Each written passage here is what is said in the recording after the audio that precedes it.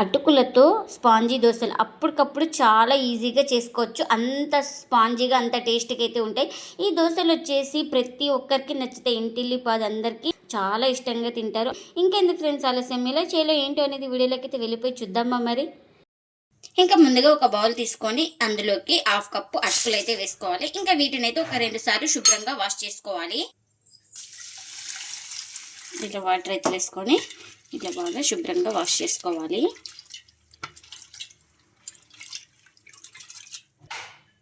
ఇంకా వాటర్ అన్ని వంపేసుకున్న తర్వాత ఇప్పుడు ఇందులోకి 1 కప్పు బొంబాయి రవ్వని అయితే వేసుకుంటున్నాను. 1/2 కప్పు అటుకులకి కప్పు బొంబాయి రవ్వ. ఇంకా ఇప్పుడు ఇందులోకి రుచికి తగినంత సాల్ట్, అలాగే వాటర్ కూడా వేసుకుంటున్నాను. ఇలా మునిగే వరకు అయితే వాటర్ కూడా వేసుకొని ఒకసారి మొత్తం స్పూన్ తోటి బాగా కలిపేసుకుందాం. చూడండి, ఇలా రవ్వ బాగా మునగాలి మనకు వాటర్ వేసుకుంటే. ఇంకా ఇలా మొత్తం ఒకసారి బాగా కలిపేసుకుందాం. ఇలా బాగా కలిపేసుకున్న తర్వాత ఇంకా ప్లేట్ అయితే పెట్టేసుకొని ఒక 10 నిమిషాలు అయితే పక్కన పెట్టేసుకోవాలి. రవ్వ అనేది మనకు బాగా నానిపోతుంది. ఇంకా ముందుగా స్టవ్ అయితే ఆన్ చేసుకొని ఒక కడాయి పెట్టేసుకున్నాను. ఇప్పుడు ఇందులోకి కారానికి తగినంత మిర్చి అయితే వేసుకుంటున్నా. అలాగే 1 ఇంచ్ అల్లం తీసుకొని ఇలా చిన్నగా కట్ చేసుకొని వేసుకోవాలి.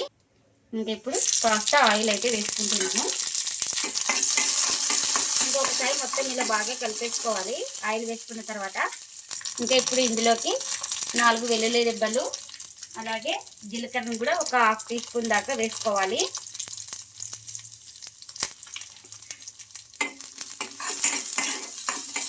ఇంకా ఇలా మిర్చి వేగిన తర్వాత ఇప్పుడు ఇందులోకి అయితే పల్లీలను అయితే వేసుకుంటున్నాను. ఈ పల్లీలు కూడా వేసుకొని మొత్తం ఒకసారి బాగా కలిపేసుకొని ఈ పల్లీలు కూడా బాగా ఫ్రై చేసుకోవాలి. ఇంకా చూడండి, మనకు పల్లీలు మిర్చి మొత్తం బాగా ఫ్రై అయిపోయినాయి కదా. ఇంకా ఇప్పుడైతే స్టవ్ అయితే ఆఫ్ చేసుకొని పూర్తిగా చల్లారిన తర్వాత అయితే గ్రైండ్ చేసుకోవాలి. ఇంకా చల్లారిన తర్వాత అయితే ఒక జార్లోకి అయితే తీసుకున్నాను వీటిని. ఇంకా ఇప్పుడు రుచికి తగినంత సాల్ట్, అలాగే వాటర్ని కూడా వేసుకుంటున్నాను. ఇంకా వాటర్ వేసుకొని మూత పెట్టేసుకొని గ్రైండ్ చేసుకుందాం. ఇంకా గ్రైండ్ చేసుకున్న తర్వాత చట్నీని అయితే ఒక బౌల్లోకి అయితే తీసుకుంటున్నాను. ఇంకా చట్నీకి పోపు కూడా పెట్టేసుకున్నాను. ఆ పోపుని కూడా చట్నీలోకి అయితే వేసుకుంటున్నాను. మనకు చట్నీ అయితే రెడీ అయిపోయింది. ఇంకా ఇప్పుడు ఒక 10 నిమిషాల తర్వాత అయితే చూపిస్తున్నాను చూడండి మీకు. ఇంకా మనకు రవ్వ అటుకులు బాగా నానిపోయినాయి, వాటర్ కూడా బాగా అబ్జర్వ్ చేసుకోయింది కదా.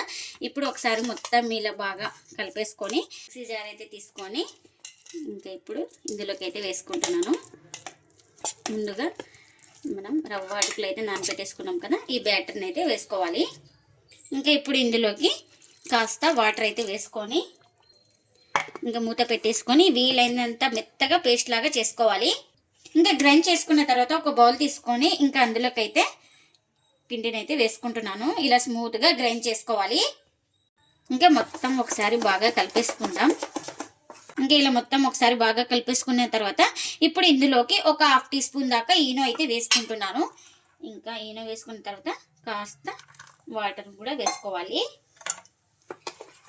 ఇంకా బాగా ఈనో కలిసిపోయేలాగా బాగా కలిపేసుకోవాలి. ఇక్కడ ఈనో వద్దనుకున్న వాళ్ళు వంట సోడా కూడా వేసుకొని కలిపేసుకోవచ్చు.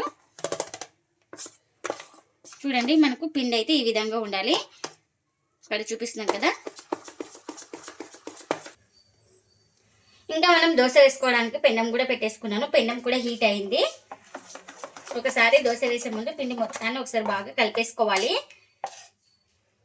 ఇంకా ఇలా కలుపుకున్న తర్వాత ఇంకా పిండిని అయితే వేసుకుంటున్నా.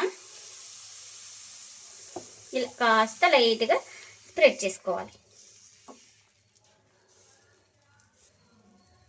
ఇంకా ఇప్పుడు ఇలా తడి ఆరిన తర్వాత ఆయిల్ అయితే వేసుకోవాలి. ఇంకా ఇప్పుడు ఆయిల్ వేసుకుంటున్నా. ఇంకా మనం ఒక సైడే బాగా కాల్చుకోవాలి. ఇవి స్పాంజీ దోశలు కాబట్టి 1 సైడే కాల్చుకోవాలి. కింద పక్కన బాగా కాలిన తర్వాత అయితే తీసుకుందాం. చూడండి, ఈ విధంగా అయితే మనకు ఇలా ఉండాలి. ఇలా కాలితే చాలు. ఎక్కువ కాల్చుకుంటే దోశలు అనేవి గట్టిగా అయిపోతాయి కాబట్టి ఇంకా ప్లేట్లోకి అయితే తీసుకున్నా. రెడీ అయిపోయింది కదా.